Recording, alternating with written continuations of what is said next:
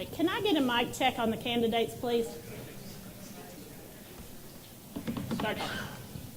Hello, hello. Got me? Testing. Wow. Yep.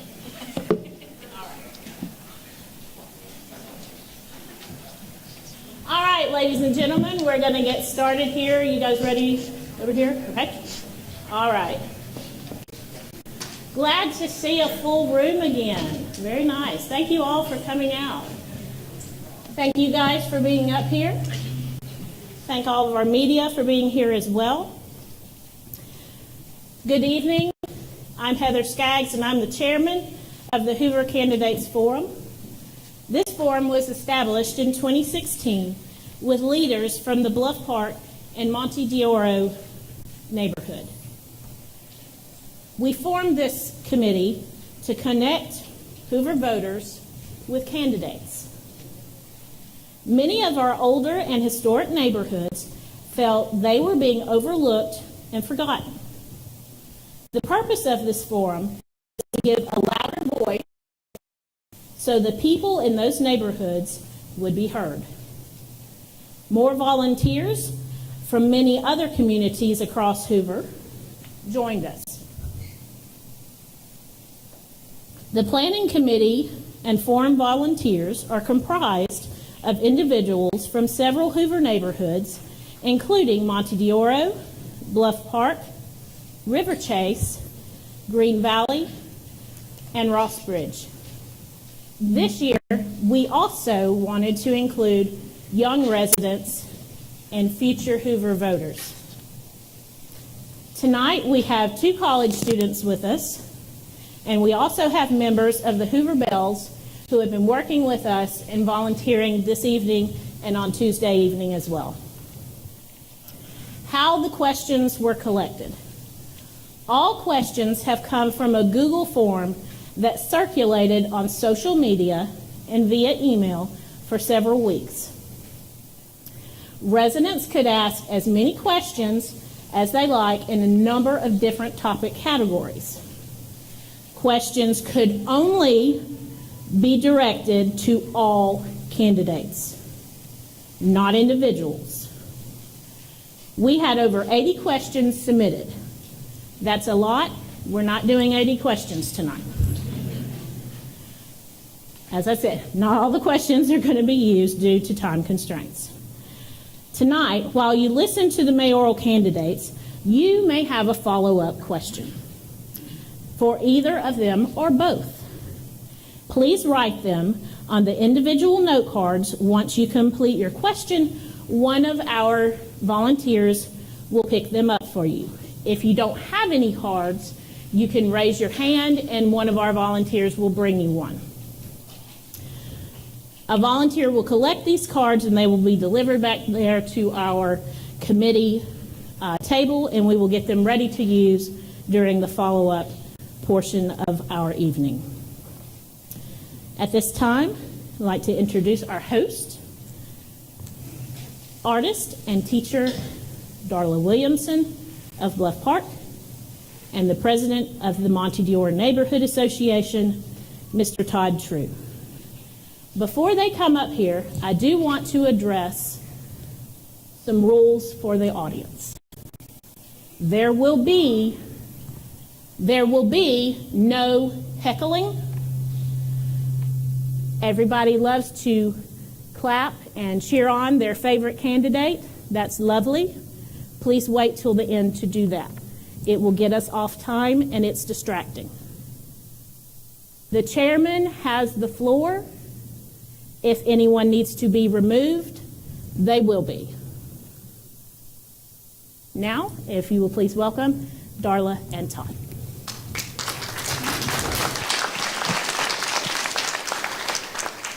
Good evening. We're your host for the evening. I'm Darla Williamson. And I'm Todd True. I am the president of the Monte d'Oro neighborhood, and it is a sweet spot for me in Hoover. Welcome to the Hoover Mayoral Candidates 2025 Forum. Tonight you will hear from the candidates running for election or re-election for the mayor's office. Mayor Mercado and Chief Durza will be answering questions from citizens tonight to help us understand more of their plans for the city of Hoover. For this evening, we have volunteer readers to take us through the questions that you, the Hoover voters, submitted. They will read the questions to both candidates, and each candidate will answer before moving to the next topic. Our readers for the evening are Brandy Guthrie from River Chase and Kyle Hall from Heron Bluff Park. Candidates will have 2 minutes to answer each question.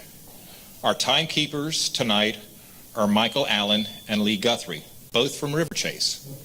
Don't forget that you do have note cards, or we will get you some if you don't, on the tables to submit any follow-up questions to the candidates, which can be used after the break. Write down your follow-up questions and signal one of the Hoover bells to pick them up. Okay, at this time, we will start with opening statements from our candidates. You guys ready? All right. Mayor Cato, do you want to go first? You go first? All right. Good evening. I'm Nick Durzis. See a lot of familiar faces out there. Probably seen me. I've only been around here for a little over 40 years as a police officer, 20 and a half years as your police chief. Here with my wife tonight, Stephanie. Stephanie's an interior designer and has a store in Hoover, Alabama. We have 3 children, all who have graduated through the Hoover school system. Serving as police chief has prepared me for this step. I've had the honor of leading the largest department in the city. I've had the honor of managing the largest budget. And I do think experience matters. My record as chief, I think, has been a record low in crime for our city of a size of 100,000 people. Our record of crime, low numbers, probably matches any city in the Southeast. Our folks do an amazing job. We've got 240 employees, 193 sworn police officers. I decided to run because I feel like our citizens deserve accountability. When our citizens ask questions, they deserve answers. And tonight, we'll be giving our take, our ideas, and probably some stats. And I hope that everyone here fact checks.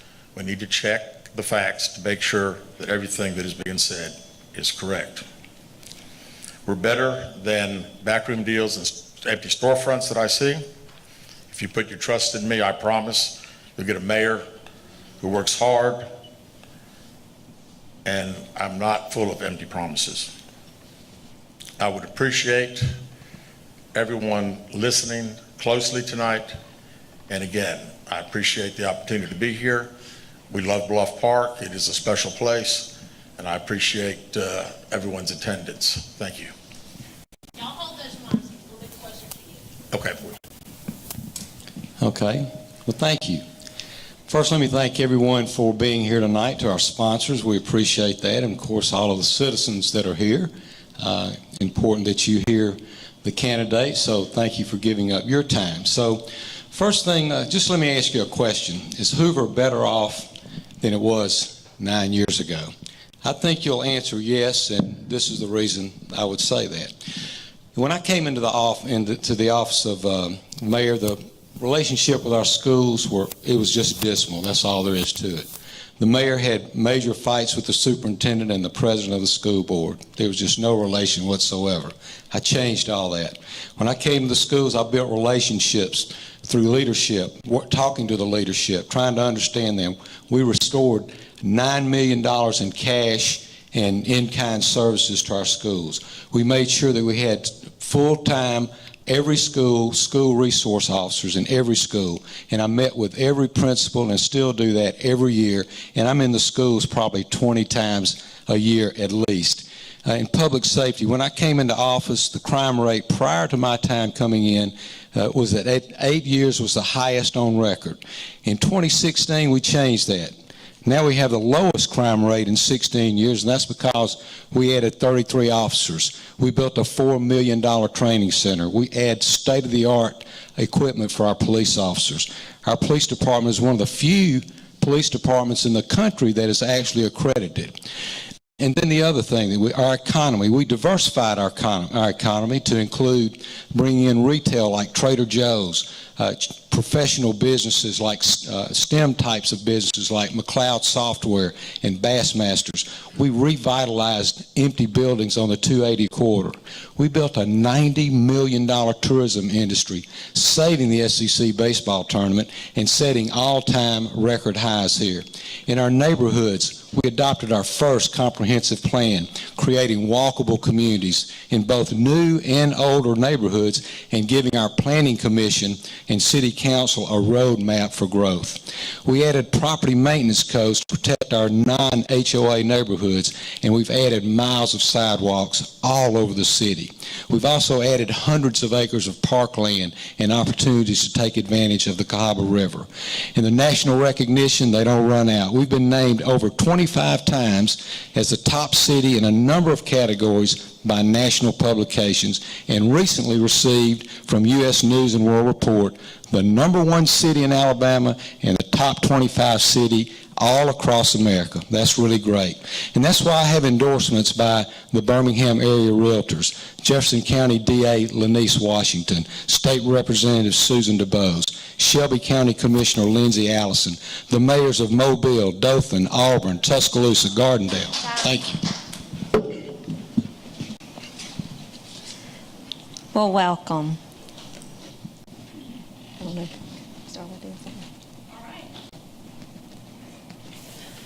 Our first topic is going to be historic neighborhoods. Right.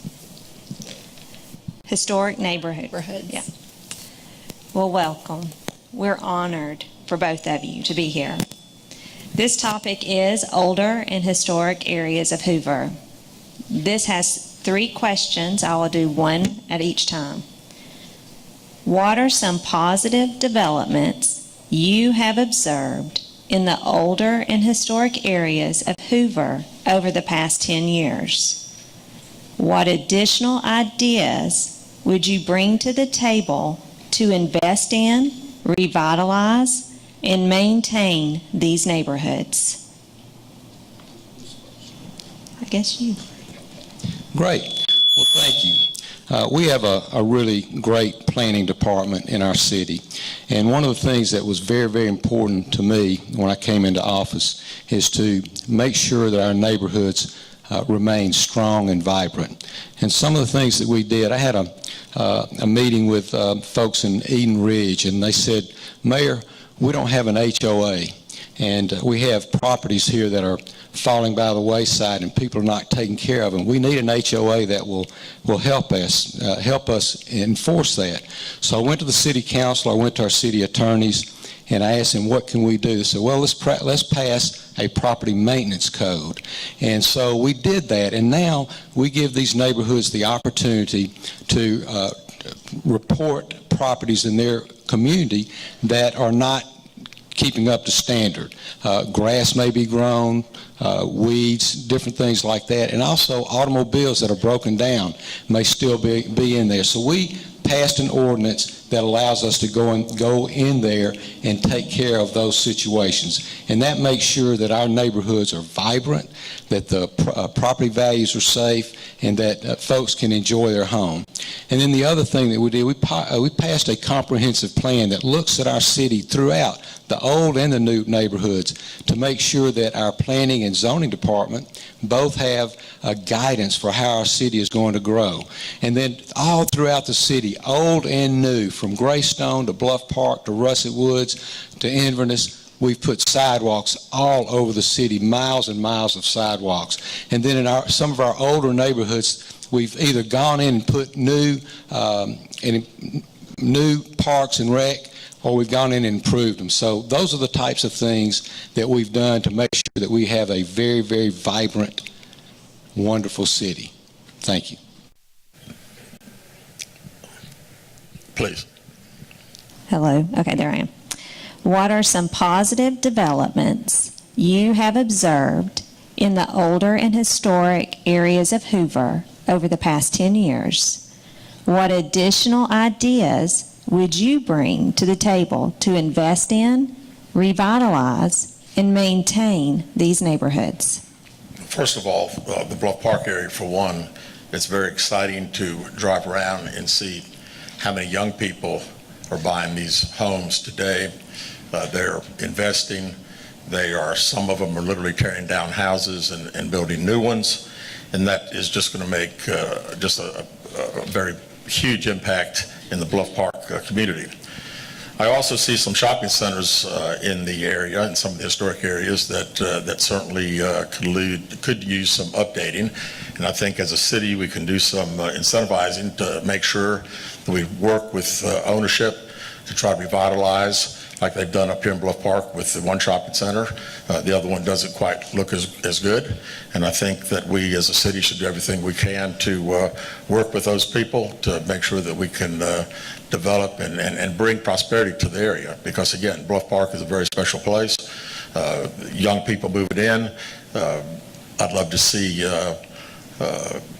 additional things that the city could do. And again, as a mayor, we'll certainly want to meet with those groups. All right, Mayor, this is a second question, still in the historic neighborhood category. Yes, sir. Several building vacancies around Hoover are costing Hoover residents money. One example is 3021 Lorna Road, which is the Lorna Professional Building. The original plan was for the city to use it as the fire department administration offices or other offices. It is not currently being used. What are the plans for this empty building now? Well, thank you for asking me that. That building was bought. You have to start all the way at the Public Safety Center. And we've got a great asset down there called the National Computer Forensic Institute. And we got a $20 million grant to expand that, where they can take students from the police officers all over the country, lawyers, and judges, and all Secret Service agents. They come here to Hoover, Alabama, and they train. They spend anywhere from 1 week to 5 weeks. So let's go back to there. We want to expand them. We got a $20 million grant to do that. So to enable for us to expand, we had to move somebody out of the location that they are in down at the Public Safety Building. At the time, the most logical place to do that was the 3021 building. It was a building that we checked. It had great bones. It met everything that we needed. And so we purchased that building. I think we paid about $194 for it. It's worth about $3 million now. So it's a great real estate investment. So fast forward, it turned out, and then we got Riverwalk. That property became available. So we were able to move the Alabama Department of Revenue. We need to move somebody out of that building at the Public Safety Building. We were able to move them into Riverwalk, and we didn't need 3021 anymore. So here's the plans for 3021. We want an art center there. I've met with many of the leaders in art in our community, not a performing art, but a visual art. That's the plan that we have, I have, and have envisioned for our city. Thank you. Sure. The 3021 building was purchased a few years back. The mayor took the fire chief and myself down to take a look at it to see if we had any interest in moving into it, and it needed a lot of updating. It could not be just move-in ready. It would take approximately anywhere from $3 to $4 million to get it up to speed that the fire department, the police department could utilize. So at that point in time, we, as far as the police department, were certainly not interested in moving there. The fire department, pretty much the same thing. It's been vacant now for a couple of years. I think that thing should be sold. If it's worth more than $2 million, it sure should be sold immediately. The Riverwalk project, it was purchased the city got involved with the Riverwalk for the surgery center, and now we're putting a regular business into it.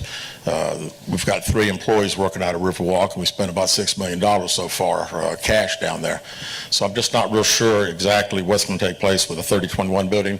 I would think that if we did eventually get a performing arts center, we would have some sort of a visual and probably have artists that would have a gallery inside. That would really be the effort that I would have. I would like if we ended up with a performing arts center, and a performing arts center would have to be something that's very viable. We'd have to have a business plan. They've talked about the PAC for 9 years under this administration. Nothing's happened. They've never had a business plan. They've never had a location. So again, I see a PAC and having an area for local artists also. Thank you. This is the final question in this area. There are a lot of empty buildings. How can the mayor's office negotiate to keep businesses in Hoover? Number one, the empty buildings, if we don't own it, we don't control it. So there has to be a desire for the owners to actually do something. Now, if you run along the Highway 280 corridor, you will see that Meadowbrook and Inverness, they were vacant. There was nobody in the parking lot. Our economic development team went out there and we changed the whole mission of that corridor. Now it's identified not only by us, but other economic development groups throughout the state, even the state of Alabama, as a science, technology, engineering, and mathematics corridor. And so we were able to take large office buildings. There are probably 5 in Meadowbrook and maybe 8 or 10 in Inverness. And now those campuses are becoming vibrant. We recruited McLeod Software, used some things like incentives to bring them in. Bassmasters moved into Inverness, again, adding some more professional types of businesses to that campus. And then I'll use Bluff Park as an example. We had a tale of 2 cities is the way I call it. You had 2 shopping centers up here. One owner didn't want to do anything, the other wanted to.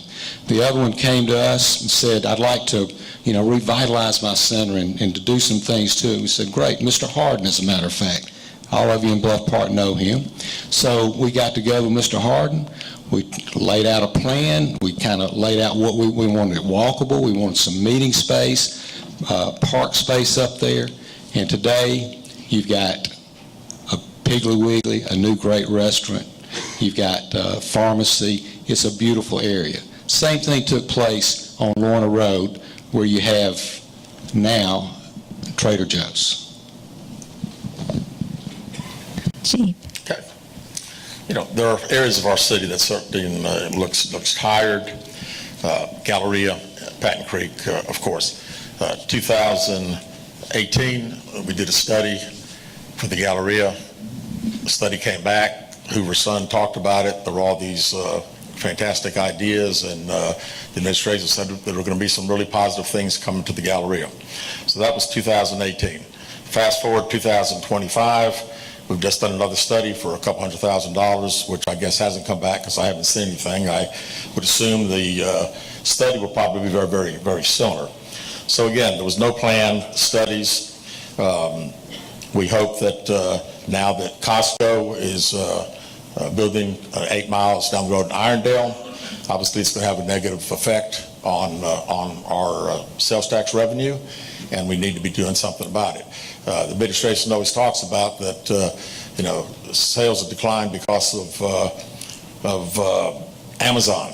And again, I said the other day, my wife drags me to the summit on Saturday, and I say, find a parking spot. You can't. And it's all because they have the stores that our folks from Hoover travel. Why can't we entice those major retailers to come to our city? And I think that we absolutely can. We've got 100,000 cars that cross 459 and Interstate 65 on a daily basis. And I think if we make a concerted effort to try to get retailers to come to Hoover, Hoover's a fantastic place. People move to Hoover for 2 things. They move for safety, number 1, and number 2, for education. And we've got 2 of the finest. So again, I say we can do a lot better, but it takes getting out and driving the bus, not waiting for people to come to us. Thank you.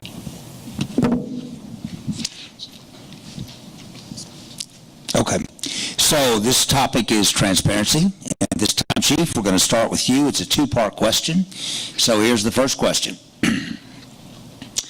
How would you define accountability through transparency?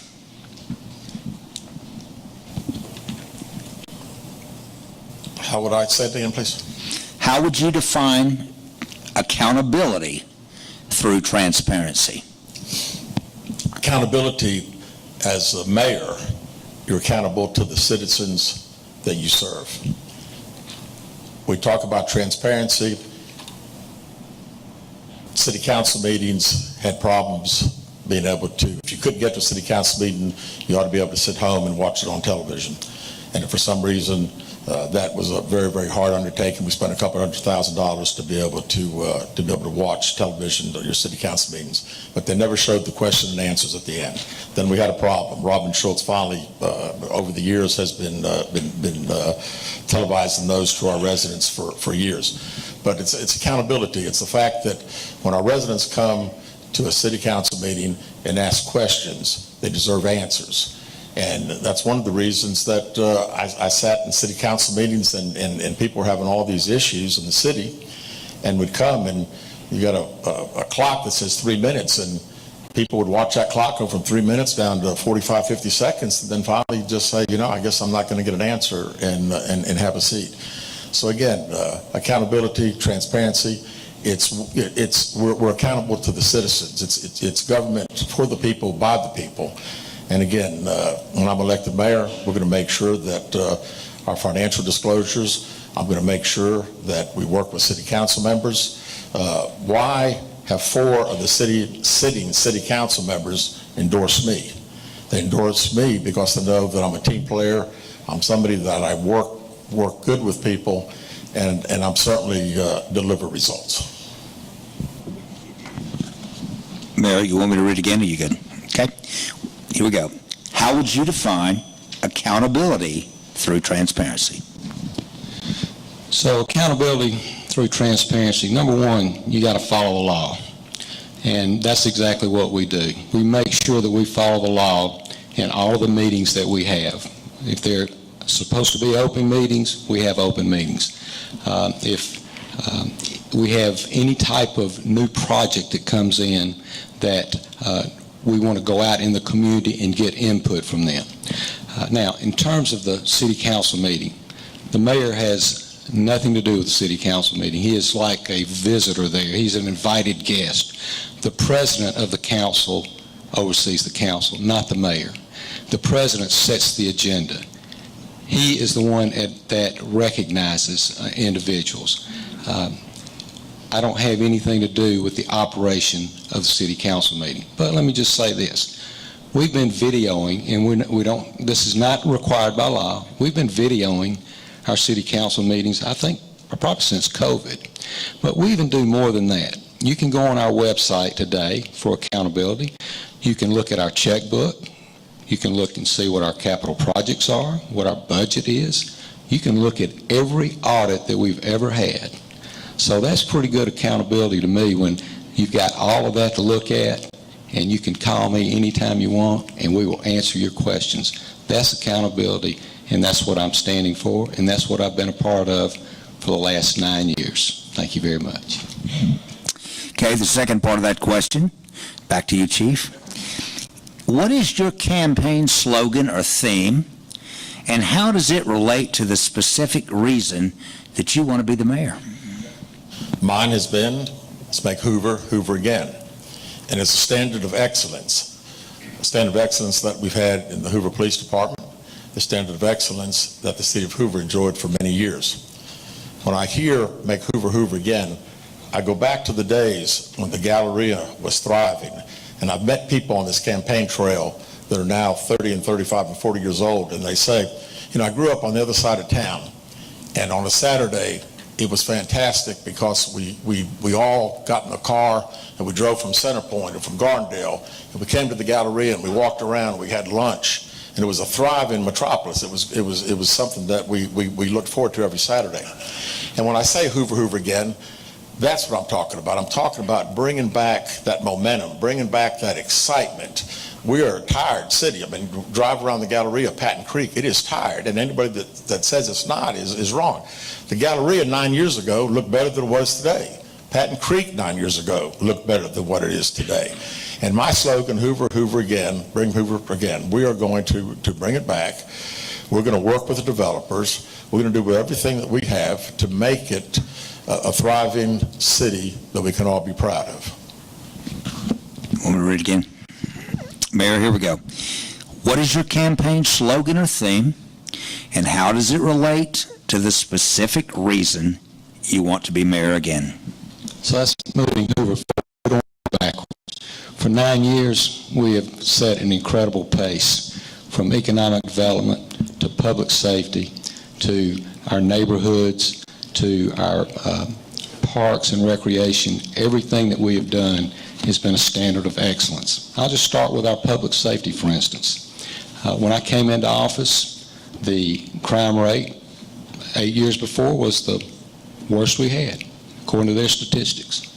It's the best we've had in 16 years now. Our police and our fire department, both of them are accredited. That we didn't have that going when I came into office. That puts them at the forefront of public safety. Our schools, we were not treating them fairly. We were not funding them fairly. We were charging them for the SROs. When I came into office, we changed all of that. We had no economic development plan whatsoever. We have that now, and we continue to go out in the business community.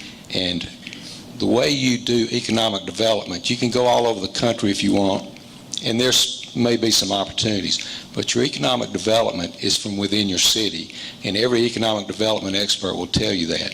So what we do, we go out and we knock on doors, and that's how we got somebody like BioHorizons, knocked on their door. They needed to expand.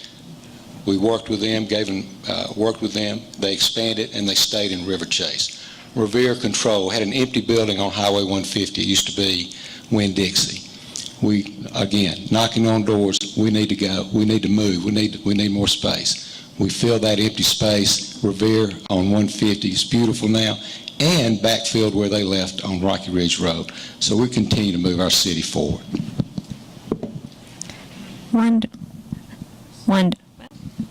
I'll get it. There we are. Mayor, this is to you. This is about stormwater. Relating to flooding and damage of private property due to aging or broken stormwater infrastructure, how should the city determine the course of action to fix the problem? So we receive about $600,000 a year in stormwater fees. Over the last 4 years, we spent $13 million addressing stormwater. We have a really fantastic engineering department, and we have a plan, and they have every area of the city mapped out, and they have mapped out in their priorities. And so one of the biggest priorities right now is Green Valley, which they put money in the budget 3 years ago to have a study done on how do you do it, and to have that design. That design is now ready, and we'll put money again this year in the budget to take care of that. And it'll be about a $2-3 million effort to take care of that. But what a lot of people don't understand is that many of the problems that you see, and I talk to mayors I'm with the Big Ten mayors, I'm with the mayors all over Jefferson County. This is not just a Hoover issue, stormwater. This is all over the state, really all over the country. But stormwater is an issue that people think the city is responsible for everything, and we want to be. But if there's an issue that comes up in a private dwelling, our engineers go out and assess it. They determine whether it's public property or private property or something that we have accepted maintenance of, and then they come back and determine if it's something we can fix or if it's on private property, we have to take that to the city council. They're the only ones that can declare public purpose that we could put money in private property. So it's not something the mayor can just say, hey guys, let's go up and dig this ditch out, or let's fill this ditch. It has to be funded and approved by the city council on private property. Chief? Yes, we have an aging infrastructure and we need a master plan. Hoover can lead. We've got to quit just reacting to emergencies. I've sat through many, many city council meetings where people will come up and talk about, until this street had sidewalks and I redid it, I didn't have a raging river in my backyard, and now I do. And all I'd heard the city say, well, I'm sorry, it's private property, we can't do anything for you. So you know what? I say if the water is coming down the city street and leaves the city street and gets in your backyard and causes a raging river, at least we're not going to say it's just private property, we can't talk to you. We're going to sit down and have a conversation. I think that, we have that negative interaction with our citizens, which instead of we ought to be advocating for them.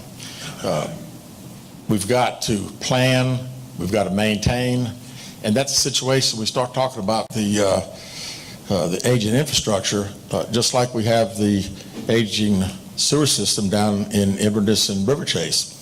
And back in May, the city came up at a city council meeting and said, we've got an emergency and we've got to take care of this tonight. And it was like, tonight, we can't wait 2 weeks.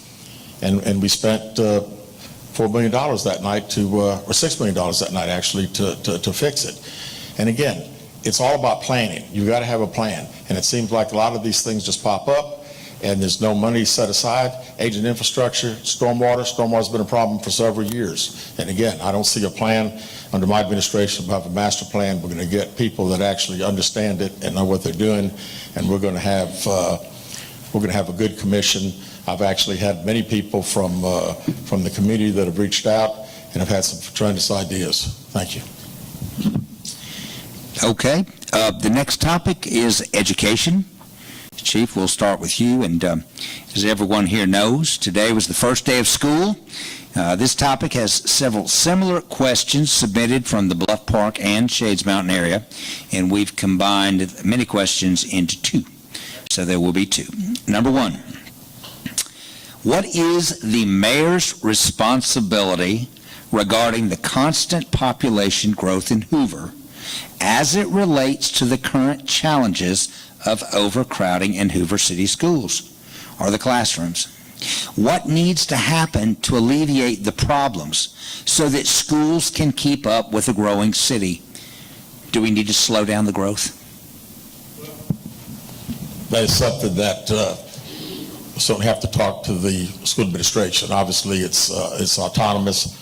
School board runs schools, city council, mayor's office, city. I've had a lot of conversations with individuals that say that a lot of our schools are becoming overcrowded.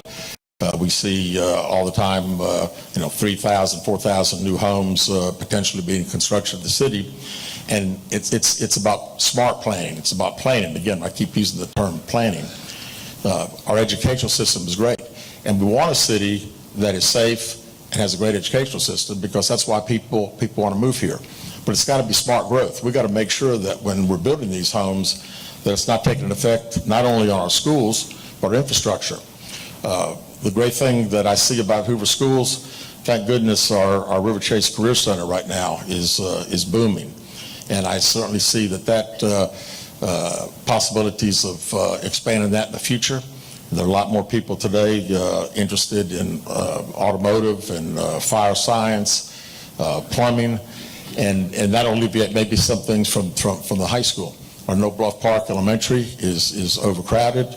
And again, when it comes down to schools, recently I made an education advisory committee, had the last 2 school board presidents on it. Dr. Hogan, who just left Hoover High School as the principal, a gentleman who is works for Brasford and Gorey, was an educator, won the Finley Award back in the early 90s. Workforce development, so he can work with RC3 to help individuals that are graduating from there get jobs. And again, it's all about talking And the reason I want the advisory committee to be able to deal with the schools administration and find out really what we can do to help alleviate some of those problems. Mayor, out of courtesy, I'll read it to you again, okay? What is the mayor's responsibility regarding the constant population growth in Hoover as it relates to the current challenges of overcrowding in classrooms? What needs to happen to alleviate the problems so that the schools can keep up with the growing city? Do we need to slow down the growth? So first of all new development is reviewed in conjunction with the school system. In 1995, or 93-95, there was a master plan, so this was long before I got here. About 5,000 homes were approved in the city. Those were approved in conjunction, and the schools were there to understand how they would grow with that. Now, addressing the part about the schools growing, the school system is not actually growing. It's staying in the 13.5 range. They may add 100, they may lose 100 every year. So it's not really growing that much. We add about 330 homes a year into our current inventory. And that has not, according to the school system, has not impacted the areas that are growing like Western Hoover. It has not impacted them. You're seeing the growth in actual schools, individual schools like Bluff Park, because that neighborhood is changing, and you're having new young families move in there. And so they're keeping up with the growth, and the school system was ready to build new classrooms up there, but because they are under an order from the federal courts, they weren't allowed to do it, or did not move forward with it, and so they had to put trailers up there. So we're keeping up with the growth, and we walk hand in hand with our school administration. And let me say this, the homes that we have added, 900 of them are 55 plus. They don't really have much of an impact on our schools as well. Okay, follow-up question for this. Here we go. The follow-up question is this. With new residential construction and development, will you consult directly with the Hoover Schools Superintendent for impact on school population, and before approval, acquire a memorandum of understanding for dedicated land and infrastructure for schools? This approach has been successfully used in earlier years for the system. It certainly sounds good. It's not something that I would say I would not totally commit to say that tonight, but I would certainly say that I'm open to talking with the administration of the superintendent and school board. And again, we have to have that type of relationship. I realize that there are people that call me all the time and say we're ready for a third high school. And, you know, I'm like I tell them, I said, that's not something that the city has really anything to do with. If the superintendent came back and said, we've got to have a third high school, then that was something that we'd all have to agree on and again, have to work together. When you read that question again, I'm sorry. Okay, the whole thing? No, just the ending. Of the impact of schools. Yeah, for impact on school population, yeah, right. And before approval, right. Acquire a memorandum of understanding for dedicated land and infrastructure for schools. Yeah, I mean, again, like I said, that's something that I wouldn't commit to right now, but it's certainly something that we could talk about. The impact of land, and I'm thinking you're talking about potentially too that some developments would give land for additional schools. Am I correct? Yeah, so that was something that again, that we'd have to hear from the school board, and again, something that they would have to make those decisions too. Mayor, I'm going to read it again, okay? Okay. With new residential construction and development, will you consult directly with the Hoover Schools Superintendent for impact on school population, and before approval, acquire a memorandum of understanding for dedicated land and infrastructure for schools? This approach has been successfully used in earlier years for the system. So let me give you a real life example. How about that? maybe a month and a half ago, there was a new development between Stadium Trace and Shades Crest Road. It ran through the gun club. Developer wanted to put 330 homes in there. I called Dr. Maddox. We all had a meeting in my office, and we talked about it. Didn't make a decision right there. He went back and got with his folks, determined what the impact would be. Came back to us and said it will not impact us. Now, the thing that we got out of that, which was kind of nice, we got a new road. We've been trying to get for years without impacting Trace Crossings or Cahaba River Estates. We've been trying to get a new road built. And with those 330 homes, now we're going to get a new road built that will relieve traffic out of Black Ridge, Trace Crossings, South Shades Crest Road. So the answer is yes, I would. Not only yes, I would, yes, I do, all the time. All right, thank you. Mayor, this is coming to you. This is on finance. Finance. The Kroll Forensic Audit Report has been a topic discussed during the election cycle. You both have read this report. There's a vast difference in the way you have spoken about it or have been quoted about it. To clear up any confusion or misreporting, what is your determination and interpretation of the report, and what would you say are the positives and negatives of the report?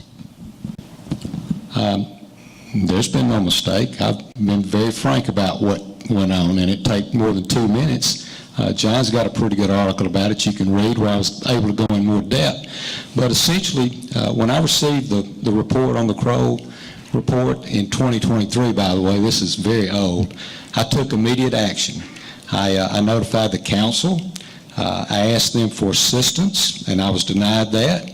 A couple of months later, the CFO abruptly resigned, and so I was able to get the CFO there. But once she resigned and we started discovering these problems, I knew that this dealt with our finances, so I called the police chief. The police chief called the Attorney General of the state of Alabama, and they both investigated and found nothing and told us they found nothing, but I was not satisfied with that. I wanted a deep dive into our finances, so in conjunction with the council, we ordered the Kroll report to give that real deep dive, not to define operational issues. We already knew about those, but I wanted to know if there's any kind of misbehavior, any fraud or misrepresentation or any misuse of funds, and there were none. None. It's over with. Now, here we are today, fast forward today, we've made incredible improvements in our finance department. We've implemented new policies, some that were very, very old. I mean, date back 10 or 20 years. We've replaced a 25-year-old accounting and payroll system. All of the deficiencies that were identified in the audit have all been corrected. This is very old, and it continues to be brought to the forefront by people with an agenda, essentially. And it's 2 years old, 3 years old. Chief? Yeah, well, one correction, it was actually Christy Driver that asked for the audit. Kroll report came out. The mayor said that there was no issues. The Kroll report was fine. I'll go back to what the former CFO Lopez recently said, that she'd gone to the mayor's office back prior to the issues that we've had and said that they were understaffed. There were people in positions of authority that shouldn't be, people being promoted that shouldn't be. And about the payroll system, said the payroll system, if we enacted that payroll system, it would be a disaster. So what happened? We did enact a payroll system, and for 13 months, outside of my door every other Friday were police officers that were either getting underpaid or overpaid. Underpaid sometimes $500 or $600. They had mortgages to meet the next day. Would run upstairs to try to get checks cut. Some people that were maybe getting a check for $1,500 got one for $4,500. So now you've got to be sure that that money gets replaced. But again, the things that the former CFO, and she did not retire, which has been stated, she actually resigned with 23 years of service because she said, if I'm going to work here, we've got to make changes. We've got to not keep listening to people that don't know what they're doing. We've got to have more staff. We've got to make sure that people in authority are making those decisions. The Crow report said we need more staff. People were in positions they shouldn't be. It said that it was certainly open for fraud, and when everybody said everything was fine, to me it's like opening the bank vault, and thank God nothing's missing. Okay, Chief, we're going to start with you on this. This is the arts in Hoover, and we're going to make it a two-part question. I can already tell you that. So here we go. As mayor, how would you make the dream of a fine arts facility a reality? Okay. Well, we've been hearing about the PAC for 9 years, and I think even I've seen somewhere said that they're going to have a PAC in Hoover in the next 4 years. Bottom line, you've got to have a location, you've got to have a business plan, you got to find out exactly what kind of performing arts center you're going to have. I've been to 2 recently, one in Roswell, Georgia, other one in Greenville, South Carolina. Absolutely beautiful, beautiful places. So again, if we decided that that's the direction that we wanted to go, before you borrow money, and we borrowed $17 million, I think right now, that's sitting there for a performing arts center, we've got to figure out what type of shows, community theater, what are we planning to attract? Should it be a place, like I said earlier, for local artists to have an area not only to work, but also some sort of gallery. But you've got to have a sustainable business plan. And if we end up building a performing arts center, I would certainly be looking at some partnerships with some private entities, because again, we are the only, as far as I know, the only top 10 city in the state of Alabama that doesn't have one. And I think we all love the arts, and I would certainly be in favor of one if we could make it sustainable. And again, I think if we could get some good partnerships, I think it could be a go. Read it again. As the mayor, how would you make the dream of a fine arts facility a reality? One thing left out is it's about a $50 million deal. And so the first thing you got to is figure out how you're going to pay for it and how you're going to operate it. We've, in this city, have been talking about a performing arts center even when Patelis was here. He tried to do it and couldn't, it just didn't happen. We tried to, in 2020, right after COVID, that was really our first run at trying to do a performing arts center. And we had a deal, we felt like we had a deal at Patton Creek where they would build the building. That was the model we were using. They would build the building and we would finish it with the $17 million. Maybe a month after we borrowed the money and thought we were about ready to close, they sold Patton Creek.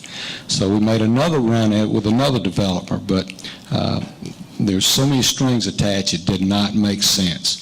So we pulled back, we stopped, we rearranged how that money, the money had a time limit on it too. You had to have it spent within 3 years. So we were able to get with our bond attorney, and we were able to take that money and apply it to other capital projects and take the money that was applied to those projects and actually put it back in an account that frees that $17 million. Essentially, it has no strings attached to it. So we're ready to go. We've already done the groundwork. We know the size. We know the types of performances that we want. We know basically the design of it. So yes, we need to figure out, number one, where we're going to get another $30 million roughly to build it, and then certainly put a plan together where we want to put it. And that comes with bringing a group of concerned art citizens that are anxious to get this done, along with our city council, and we'll work that out and move forward. So it's a process. Okay, and in a broader spectrum, in the arts in Hoover altogether, what other ideas do you have that the arts community would be interested in and that Hoover could build on? Well, first of all, Patton Creek just sold 2 months ago, not 2 years ago. And I have met with the new ownership at Patton Creek, and we've had some discussions about potentially a location. When you talk about arts, forming an arts center is something that, again, I'm in favor of. If we could do a sustainable model, I would certainly want input from the citizens when you start talking about arts. I mean, arts is, the majority of people in my household enjoy the arts. My wife's asking all the time, why don't we have more to do? And it's something that I would ask our citizens. Again, I want to have town halls all over our community, in different parts of our community. All of our communities are different. You go out to Greystone, come to Bluff Park. We want to talk to the citizens and see exactly what they want, and we can deliver. But I don't want to just come out and say this is the kind of decisions that I want to make. I just think we need input and hopefully come up with some great ideas. And one thing that my administration will do, we can deliver, because we've delivered the police department, we can deliver as mayor of the city. Okay, and out of courtesy again, what other areas, Mayor, what other ideas do you have that the arts community would be interested in and that Hoover can build on? Yeah. Just a correction, Patton Creek has sold 4 times in my 9 years. The last time I sold was a few months ago. I've met with a number of artists in our community. And when we talk about the Performing Arts Center, it actually offended a lot of folks because we were leaving out the visual arts, people that paint, sculpt, those types of artists. And so that's something that we've got to address, both of those communities. Now, I think we've got a great plan at the 3021 building to bring back something very similar to what we had with Artists on the Bluff, where we can bring artists in, rent those spaces out where they can teach art, where they can display art, where we can have opportunities for groups to meet and have demonstrations, things of that nature. And the other thing about the 3021 building, it'd be a great place for our historical society. And the other thing about the 3021 building, we want to continue to revitalize Lorna Road. There's been revitalization to the south of us. Then you start with 3021, which is right there in historic Monte d'Oro. That could be a stepping stone to start to revitalize that area when you put a great museum of arts in that building. So those are the kinds of things that I'd like to see done. All right, Mayor. Let's see if we can get this right. Thank you. Now, this topic is probably the hardest that you can do. It's about you. You both have served Hoover for many years. During your long tenure of public service to our city, what accomplishment or achievement are you most proud of?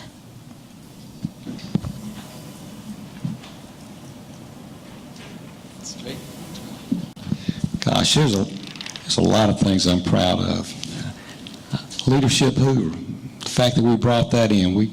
I've been to Leadership Shelby County, Leadership Birmingham, Leadership Alabama. We were able to do that, bring Leadership Hoover here, where now citizens in our community can learn and understand about their community. I love the little inclusive playground that we built at the Met. Now kids with all different abilities, physical or mental, it doesn't matter, can go out there and play. Those are small things that make a big impact on lives. And when we opened that, we were getting Facebook messages from people all over Alabama that had children that had various types of disabilities. And they couldn't wait to come to Hoover, Alabama. And you know, something I didn't even realize is that there are parents that have disabilities that couldn't play with their children. Now they can do that in our city. And so there's a little things that I'm proud of. I could tell you some things. You talked about my whole career. I talked about things we did on the fire department. I mean, the little red trucks that you see running around, the rescue trucks, the ambulances, that was something, a plan that I put in, and Chief Wingate designed them, and I put the plan in to get them into operation. And today, a year ago, Something that we did in 1995, a year ago, saved us when we had to go into the total ambulance service. We were ready to go. So, and then developing a comprehensive plan that gives you a footprint and a guide for what's going forward. Those are important things that our Planning and Zoning Board needs and our City Council needs to determine all of the other things that we've been talking about tonight. How we grow, smart growth, how we finance it, those types of things. So little things and small things. Chief? Yeah, thank you. Being a police officer for 40 years, I think what a career. And the fact that I've been there for 40 years, I've hired people that have worked 30 and retired, and I'm still there. So really, probably the personnel that I've worked with over the 40 years, but probably something I'm most proud of is our SROs. In 1994, had breakfast with Dr. Bumpus. Dr. Bumpus was the superintendent of schools at the time. And I told him that, Hoover High School is going to be a large high school, and felt like what a great opportunity to put a police officer in a school as a mentor, as somebody that, growing up, I was always told, see a police officer, that's who you go to for help.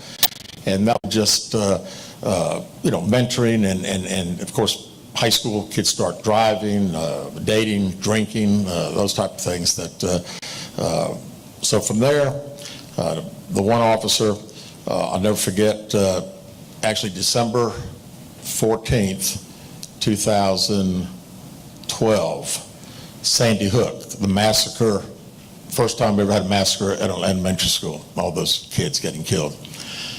So I called the patrol folks and I said, have a police officer at every school today standing out front when those parents pick up their kids. Because as a parent, I know how those parents felt, especially with elementary school. So I got a call from the superintendent later that day, and he said, hey, I don't know who did, but great move on Senate. We got a lot of great comments from parents and comments from teachers having it. So from there, it was December. School was out in a couple of days. Went to the council, put $100,000 in the budget. We put an SRO in every elementary school for the rest of that year.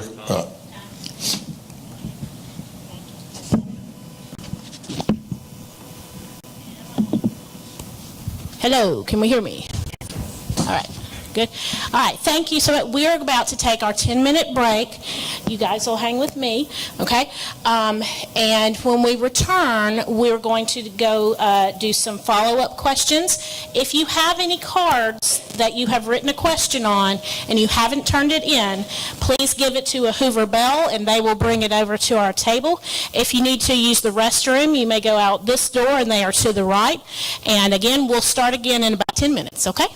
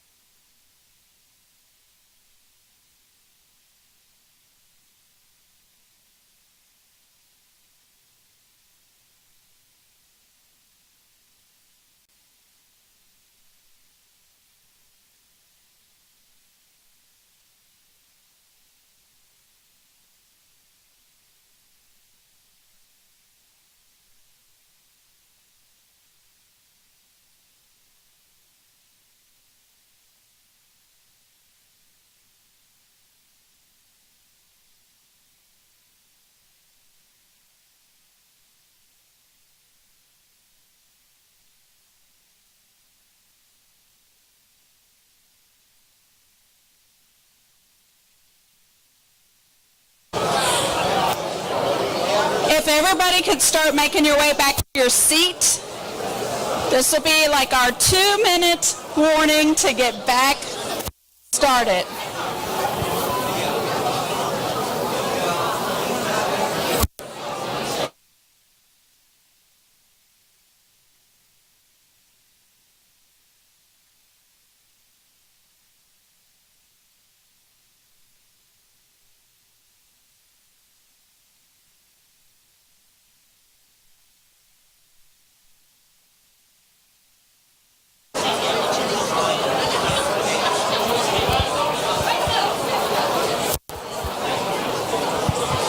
Make your way back to your seats. We're going to resume with follow-up questions in just a minute.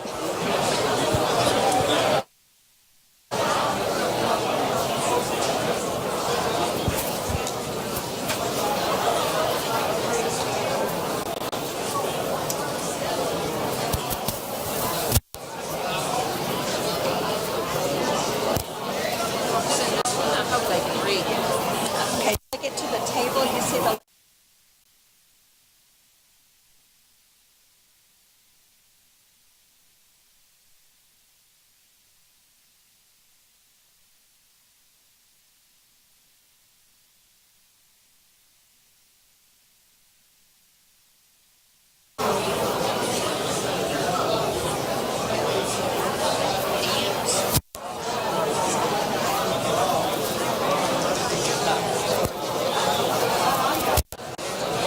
Okay, let's make our way back to our seats.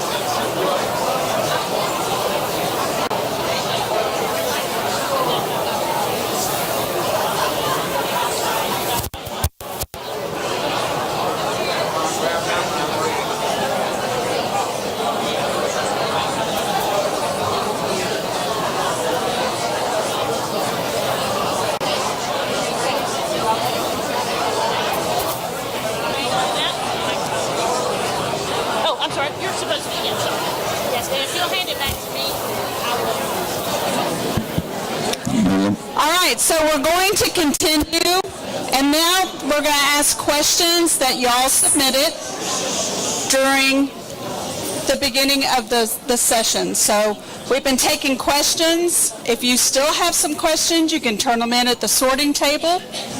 But we're going to get started with your follow-up questions. All right, thank you, Darla. We're going to get started. Give you two just a second to settle and get ready. Readers, you're ready with the two follow-up questions? Ready to go? Okay. To our committee. It had a question on there, and the question was, were the candidates provided questions in advance? You can answer that. They got lots of papers and stuff up here. Under my direction, they were allowed to bring notes if they wanted, clipboards, phones, whatever they wanted, as long as they didn't bring a computer or something big where we couldn't see their face. I'm good with that. The way that we get our questions is from you. They stay with us until the night of the forum. Okay? Is that clear? Y'all tracking with me? All righty. Hey, I hadn't had to kick anybody out yet. I'm doing good. All right. Big smiles. Give them a round of applause. They've done really good.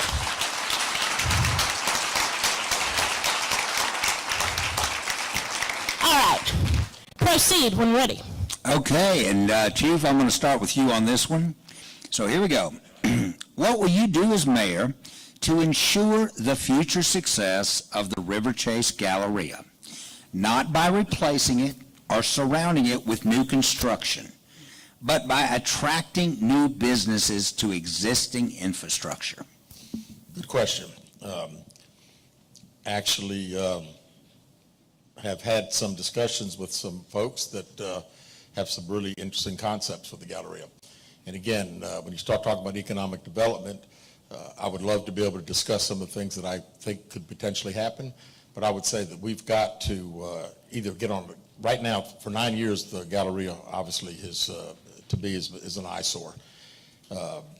Again, no stores that most of the Hoover residents want to shop in. Von Meyer's great, Costco's great. But I would get on an airplane if I had to and go to Chicago, where it's run out of, and I would talk to them and try to work some deals to try to incentivize, do whatever we got to do. But the Galleria, again, for the mainstay of Hoover, Alabama for so many years, and when the Galleria came, obviously all the other shopping centers that were built, but it is just, I don't really understand it. And I don't think for 9 years, as I said, 9 years ago, the Galleria was better off then than what it is today.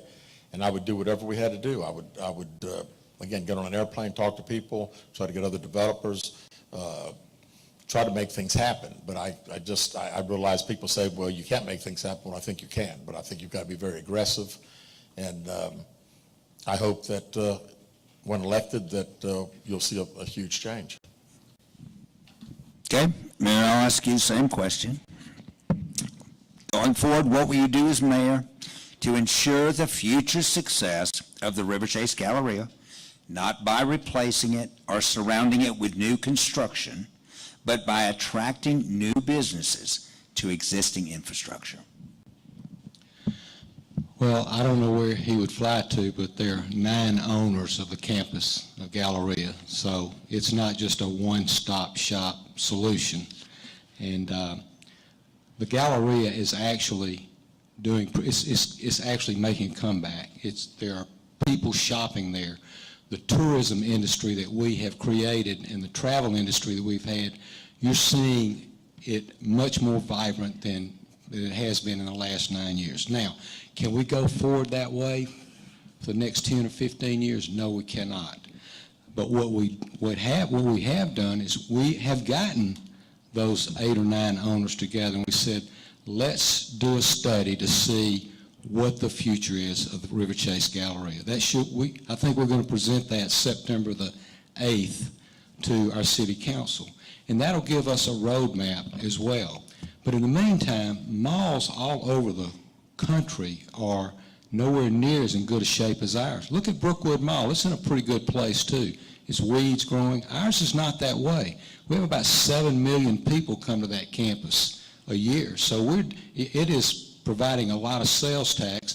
And number one, you're going to hear the mayor continue to talk positively about it, not negatively about it. That's the first thing I'm going to do for economic development.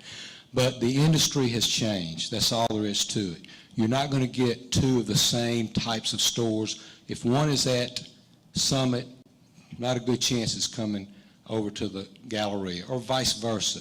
That's just not. Retail sales have changed. Online sales go up 16% every year. We see it all across the state with other mayors telling us exactly what's going on, and we're all telling pretty much the same story.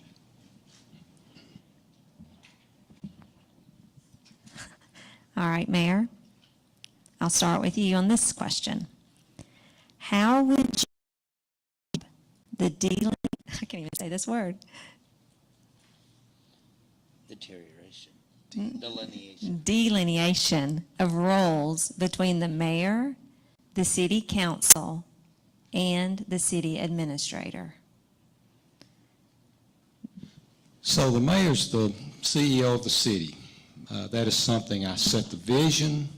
I kind of try to set the course for our city to make sure that, the thing that I talk about a lot is what our quality of life is. Focusing on putting great departments together that do what they do.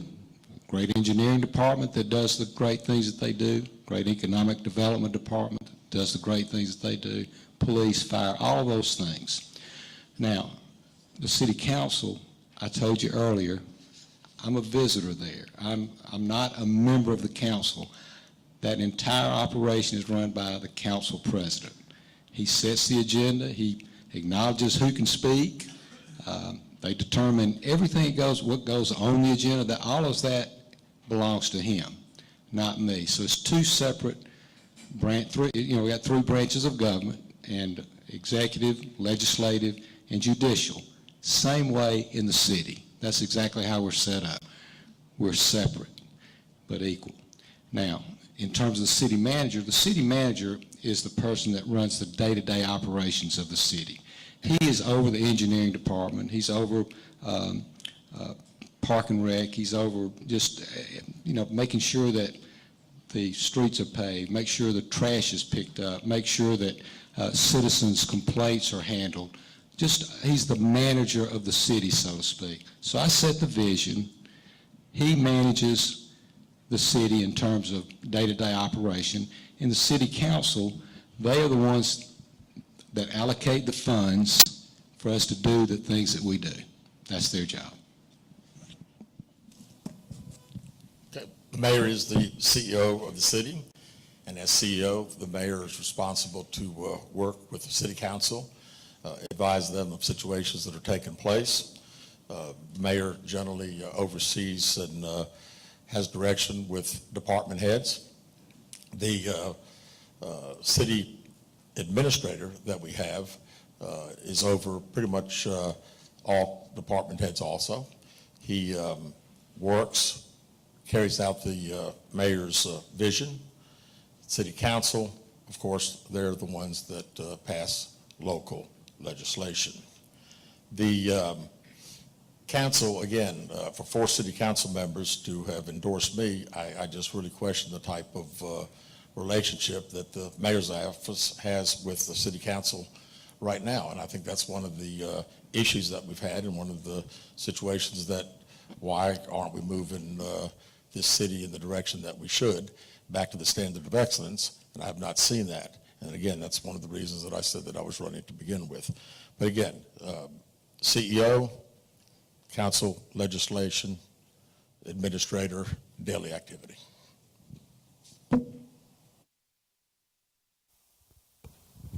All right, to keep us on time, we are going to let both candidates go ahead and do their closing statements, and you guys just let me know when you're ready.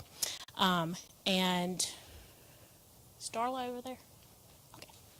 And after they're finished, we will pitch back to Miss Darla Williamson. Okay. Y'all ready? Okay. Who wants to go first? You? First of all, I want to thank everyone for coming tonight. This has been very entertaining for all of us, I'm sure.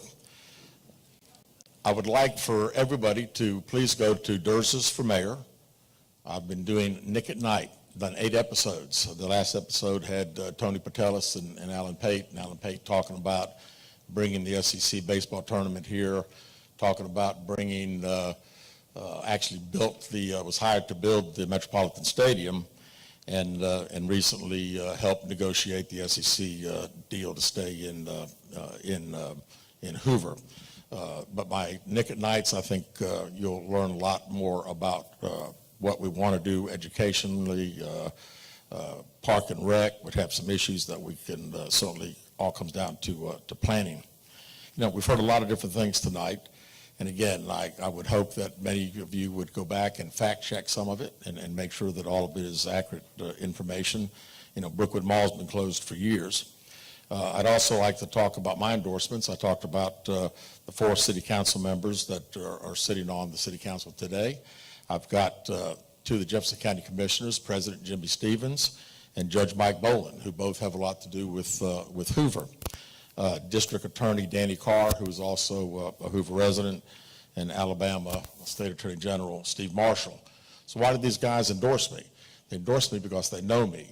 They know the type of leader that I've been. They know the type of leader that I've been in the Hoover Police Department. And they know that if I'm elected, that we can make things happen. I can assure you the Jefferson County Commission cares about Hoover, and I think they think that Hoover may be a little bit tired, that we can do better, as I've said all along. And again, I want to say thank you again for everyone for coming tonight. I've enjoyed it, and please consider voting for me on August 26th. Thank you very much.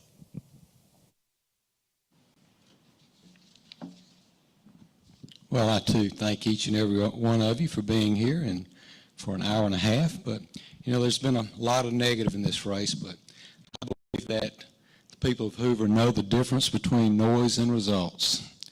And so while others have been throwing stones, we've built a stronger, safer, more vibrant city, and we've done that together.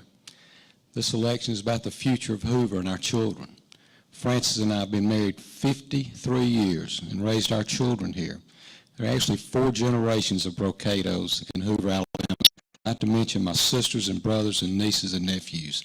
6 of my 9 grandchildren attended Hoover schools, and 2 have now graduated. My granddaughter Izzy is heading off to Mississippi State. We wanted to go to Auburn, but she didn't. And she wants to return as a first grade teacher at Deer Valley. So this election is about the future of Hoover. It's very plain and simple. We've got a proven track record, the things that we've done. Everything from, you know, a new business opens here every 9 days. We've revitalized Lorna Road, Bluff Park, all throughout the city, Russet Woods. But, you know, I can sit here and talk really, really good about our city and tell you all the great things, but how about this? 25 times in the last 8 years, America's 50 best cities to live in, 24/7 Wall Street. Best place to live in America, niche.com. Best place to live in Alabama, Up Homes. Top 100 places to live in the U.S., Life in the USA. Top 100 places to live in the United States, Home Snacks. 8 best places, 8 most charming cities in Alabama, World Atlas. Applause after applause, accolade after accolade. So I'm asking you, all of these things are really great things going on. The facts don't lie. You can believe this doom and gloom, but it's not the truth. Frank Brocado for mayor. Thank you. All right, thank you. Yes, everybody give him a hand.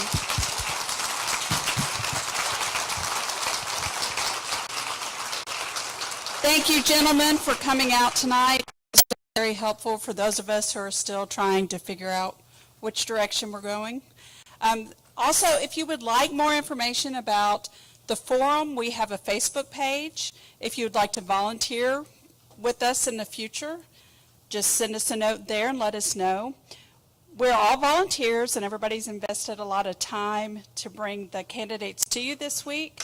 So there's just a quick thank you. We'd like to thank the members of the committee, Todd True, who is president of the Monte Doro Neighborhood Association. Met him earlier. Adam Fowler, also from Monte Doro. Brandy Guthrie from River Chase. Anna Lou Hemphill from Monte Doro. Eileen Lewis from Monte Doro. Jen Michelini from here in Bluff Park. Heather Skaggs, our fearless leader over here, who is in Bluff Park. Myself in Bluff Park. And Suzanne Wright, who is from Monte Doro. We'd also like to thank our volunteers this evening. Michael Allen and Lee Guthrie were our timekeepers. They're from River Chase, and our college students we have drafted in to help us. Kyle Hall is from Bluff Park. Luann Tibbs was here on Tuesday. Bess Hatcher from Bluff Park. And thank you to the Hoover Bells and their advisor, Jenny Alley, for coordinating, getting everyone here. Also, a big thank you to Shades Crest Baptist Church for allowing us to use the space. This has been a great space, a great community space for us, and for Ryan Kirkland and our audio engineer, Mr. Carter. So thank you all for being with us this evening. And I think Heather has another. Where's John Anderson? Oh, there he is. Hey, John. So we've been doing this forum. It originally originated in 2008, and it has evolved into this. And